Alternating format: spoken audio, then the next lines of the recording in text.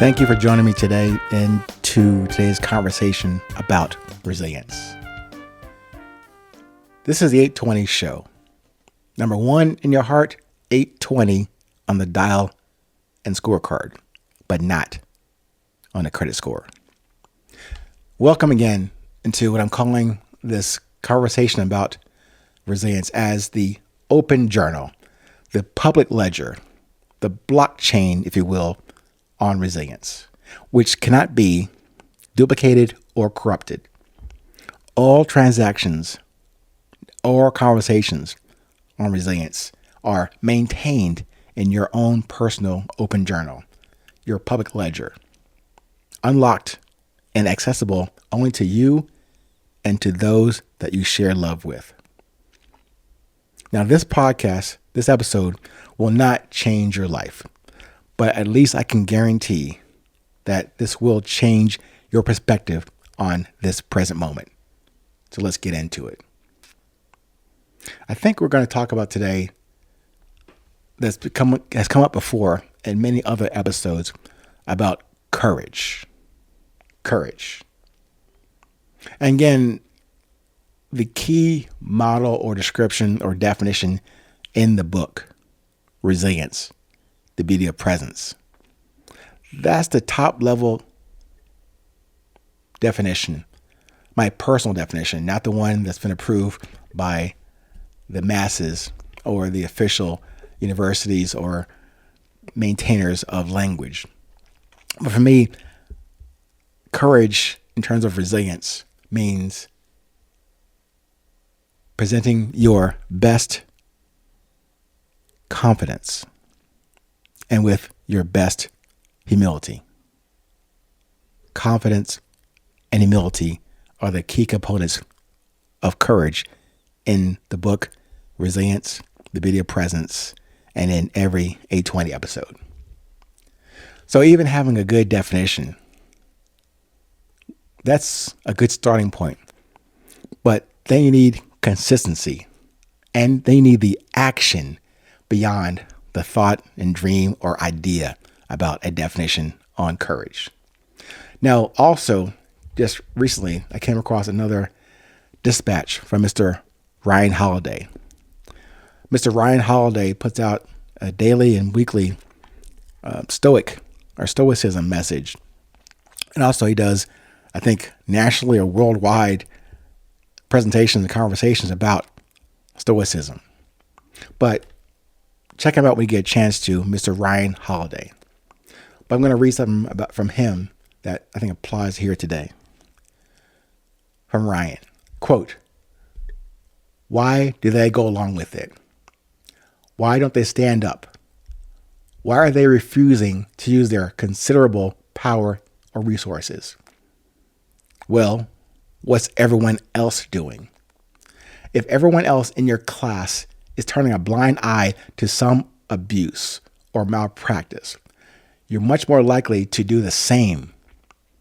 If everyone else is publicly saying one thing or not saying one thing, but speaking much differently in private, it's likely that you too will be silent. That's why we're in this mess we're in right now.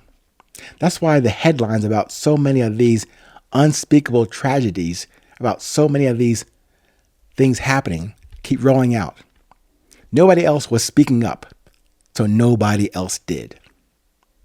Courage, it is increasingly clear, is a team sport.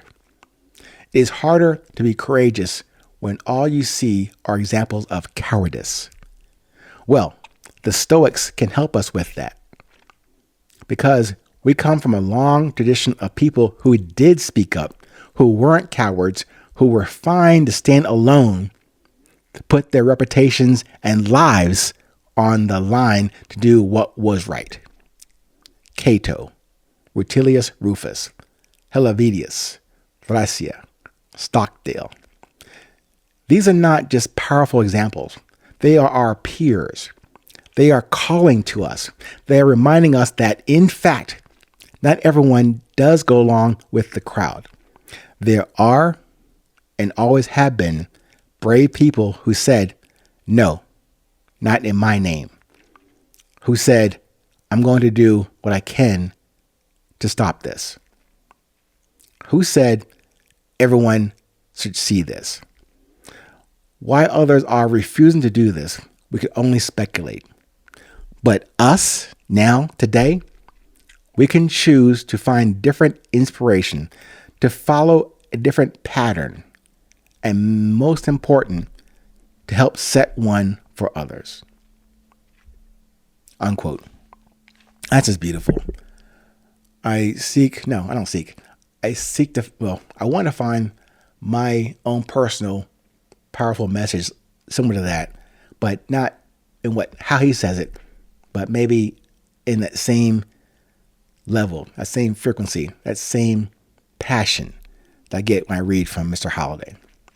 By the way, here's another one that I just bumped into just a second ago from Mr. Ron Holiday also. Let me read this also. Quote, still on courage. Quote, it's a dark world. It's a world with cheats and cowards, liars and monsters. It's also a world of busy people with a lot going on, people who don't have time or energy to get involved. That is why it's such a public service, as we said, to be courageous. As Cato was, as Helvidius was, even as Marcus Aurelius was during the Antonine Plague. A public service to whom? To those people who are not cheats and cowards, liars or monsters. Most people are busy. Most people have a lot going on. Most people don't know what they can do, let alone what they ought to do. So when they see someone committed to justice, when they see someone speaking out, when they see someone getting involved, when they see someone doing good, it sends a powerful message. It shows them that not everyone is dark. It shows them that not everyone is afraid. It gives them an example to follow. It gives them hope. It gives them a practical set of things they can do. We can always use more leaders. We are in desperate need of good, courageous people. Can you fill that need? Unquote. I couldn't say it any better. And that is, in essence, what I'm trying to relate to you in every single 820 episode. The top level definition in resilience, the beauty of presence, is resilience, meaning your best courage and with your least vanity. Let's bring our courage to the forefront today and in this moment moving forward. Stay safe, stay present, stay current, wherever you find yourself in this world today, and share with one other person. Do you know what time it is? It is always 8:20.